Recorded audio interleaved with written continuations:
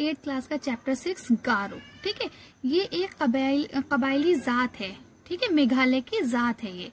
ठीक, अब हम लोग इसे पढ़ना शुरू करते हैं, देखते हैं क्या है इसके बारे में। इस चैप्टर को शुरू करते हैं।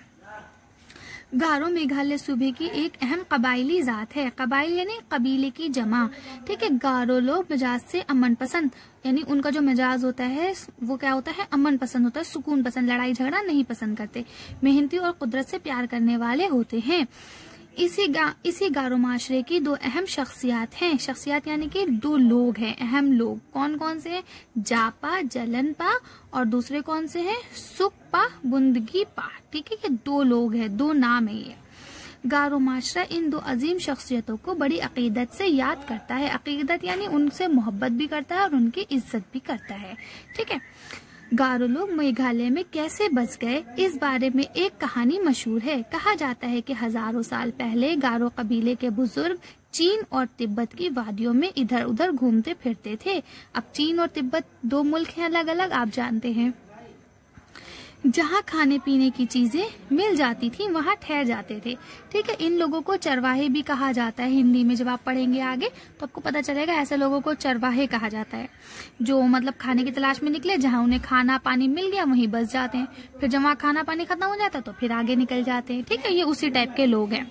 जब खाने की किल्लत होती, देखो किल्लत माने कमी, ठीक है, किल्लत होती तो नई जगह तलाश करने में निकल पड़ते।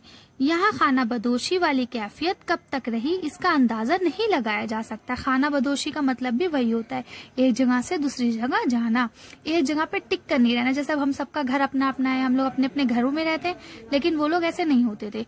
वो लोग जहाँ जगह मिली उन्हें वहाँ खाना और पानी होना चाहिए, वो वहीं रुक जाते थे, और जब वहाँ खत्म हो जाता था तो वहां से आगे चले जाते थे। ठीक है, खाने की तलाश में भटकने के अलावा गारो कबीलों को खराब मौसम और जंगली जानवरों से भी मुकाबला करना पड़ता था। इसकी वजह से गारो लोग बहुत परेशान रहते थे। अब क्योंकि जंगल वगैरह उस दौर में इतनी ऊंची ऊंची बिल्डिंग्स और शॉपिंग मॉल्स ये सब चीजें तो थी नहीं, तो उस दौर में क्या था, पहाड़ी इलाका था और पूरे मैदान हुआ करते थे। तो वहाँ जंगल है तो वहाँ पे क्या आएंगे, जानवर भी आएंगे और मौसम भी खराब होगा, और क्योंकि उनके घर पर्टिकुलर नहीं होते हम लोगों की तरह। ठीक है, उन्हीं दिनों गारो माशरे में जापा, जलनपा और सुकपाबुनगी का जन्म हुआ, यानी कि ये दो जो लोग थे इन दोनों का जन्म हुआ। उन दोनों ने अपने कबीले के लोगों की तकलीफों को देखा और समझा, यानी उनकी जो तकलीफें थी उन्हें देखा और समझा। उन्होंने कबीले के लोगों की इस हालत से निकाल कर कहीं अच्छा जगह पर ले जाने का फैसला किया। दोनों ने कबीले के लोगों को इकट्ठा किया और बताया कि उन्हें एक खूबसूरत मुकाम पर ले जाएंगे। कबीले के लोग उनकी बड़ी इज्जत करते थे, उन्होंने उनकी बात मान ली। कहा जाता है कि जलनपा और बुंदगीपा इतने निडर और बाअसर थे कि जंगलों के खूंखार जानवर, खूंखार यानी खतरनाक जानवर भी उनकी आहट सुनकर भागने लगते थे। वो खतरनाक तूफान में भी सही रास्ता और समत मालूम कर लेते थे। समत माने दिशा, समत माने डायरेक्शन, किस दिशा में जाना है, किस डायरेक्शन में जाना है। रात में भी उन्हें अपने साथियों की रहनुमाई करने में कभी परेशानी नहीं होती थी। अपनी गैर मामूली सलाहियतों की बिना पर वो हमेशा वो पेश आने वाले खतरात यानी खतरे की जमा, खतरात का अंदाजा कर लेते थे और अपने कबीले को मुसीबतों से बचा लेते थे। इस तरह सारे गारो एक साथ मिलकर हिमालय की तराई को पार करते हुए, हिमालय की तराई यानी हिमालय की जो पानी वाला एरिया था उसको पार करते हुए ब्रह्मपुत्र नदी, आप जानते हैं ब्रह्मपुत्र नदी को, की वादी की जानिब बढ़े, यानी ब्रह्मपुत्र में जो बीच से रास्ता जा रहा है उसकी तरफ बढ़े। वो अपने सामान, घोड़े, जानवर वगैरह अपने साथ लेकर चल रहे थे। कभी कभी महीनों चलते रहते और कहीं कहीं बरसों ठहरे रह जाते, यानी जब खाना पीना मिल जाता तो वहीं रुक जाते। मुद्दतों इसी तरह सफर करते रहे और हिमालय की वादियों में घूमते रहे। जलनपा और बुंदगीपा ने अपने साथियों को हमेशा आगे बढ़ने की तरगीब। बरसों के तकलीफदेह सफर के बाद गारो कबीला आसाम के मैदानी जंगलों में आ पहुंचा।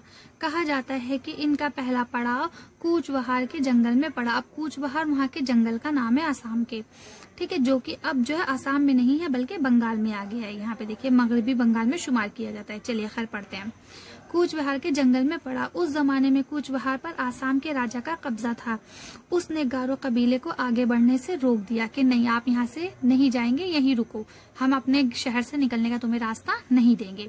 गारो कबीले पहले ही अमन पसंद थे, यानी कि वो पहले से ही लड़ाई झगड़ों को पसंद नहीं करते थे, इसलिए उसने लड़ाई का रास्ता नहीं अपनाया।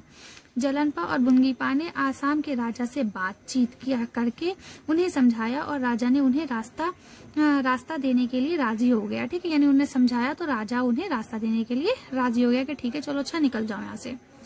उसकी शादी एक गारो लड़की से करवा दी गई और इसी तरह माहौल खुशगवार हो गया, यानी कि बादशाह की शादी एक गारो कबीले की लड़की से करवा दी गई। कुछ लोगों की राय है कि यह वाकया पहली सदी कब्ल मसीह का है, यानी कि जो आपका ईस्वी चलता है ना, इससे पहले का है, कब्ल मसीह का है। आज कूच बिहार का इलाका मगरबी बंगाल में शुमार किया जाता है, यानी शामिल है। कहाँ है? मगरबी बंगाल में। कहा जाता है कि गारो कबीले के कुछ लोग कूच बिहार में बस गए थे। आज भी कूच बिहार और आसपास के इलाके में गारो कबीले के लोग आबाद हैं। अब जलनपा और बुंगीपा ने अपने कबीले को गारो पहाड़ी की वादियों में चलने की सलाह दी। ये वादी बेहद खूबसूरत थी। यहाँ के पहाड़ी झरने, जंगली फूल, फल, जड़ी बूटियाँ, जानवर और परिंदे माहौल को बेहद खूबसूरत बना रहे थे। जमीन भी जरखेज थी। जरखेज माने कि अच्छी थी, उपजाऊ थी, उसमें अच्छी फसल उग रही थी, इसलिए उन्होंने वहीं बसने का फैसला किया। आज ये इलाका गारो कबीले की असली रिहाइश का इलाका माना जाता है, यानी कि यहाँ पे सबसे ज्यादा गारो पर जो वो इलाके के लोग हैं वो यहीं रहते हैं। गारो कबीला उसे मुकद्दस जमीन मानता है। मुकद्दस यानी पाक जमीन, क्योंकि यहाँ आगे वो बसे और यहीं पे वो आबाद भी हो गए, इसलिए वो उसे पाक जमीन मानता है। गारो शुरू से ही कुदरत के मुख्तलिफ वसाइल की तलाश को अपना शौक मानते थे। मुख्तलिफ अलग अलग वसाइल माने जरिए, जो कुदरत की अलग अलग चीजें उनको तलाश करना। ठीक है, जंगलों में घूमना, फल फूल, अनाज, जड़ी बूटियों की तलाश करना, खेती के लिए जरखेज जमीन की पहचान करना, यह भी ऊपर आ चुका है, उन्हें शुरू से ही पसंद रहा है। आज भी गारो कबीले के लोग अपनी रवायती हुनर को कायम रखे हुए हैं। गारो कबीला और गारो तहजीब हिंदुस्तान की शान है। ठीक है, इस तरह से ये चैप्टर यहाँ खत्म होता है। अब हम लोग चलते हैं लफ्ज मायने की तरफ। ठीक है, माशरा माने समाज। खाना बदोश ऐसे कबीले जो कोई मुस्तकिल घर नहीं बनाते, बंजारे। खूंखार यानी लहू पीने वाले दरिंदे, जानवर होते हैं खूंखार। जरखेज उपजाऊ या ज्यादा फसल देने वाली मिट्टी।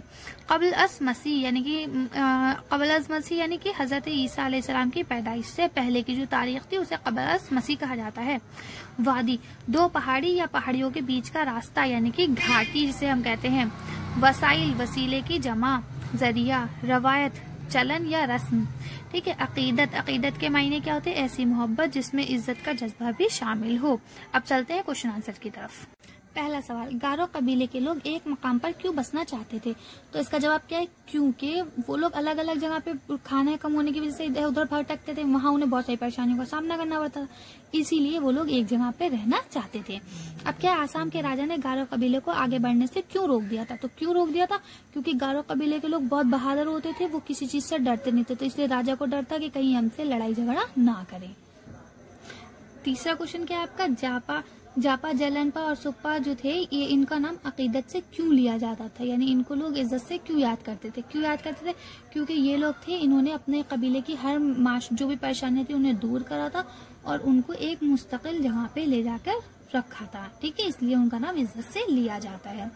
अब अगला क्वेश्चन है आपका, गारो पहाड़ी किस सूबे में वाक़ है? कौन से सूबे में है?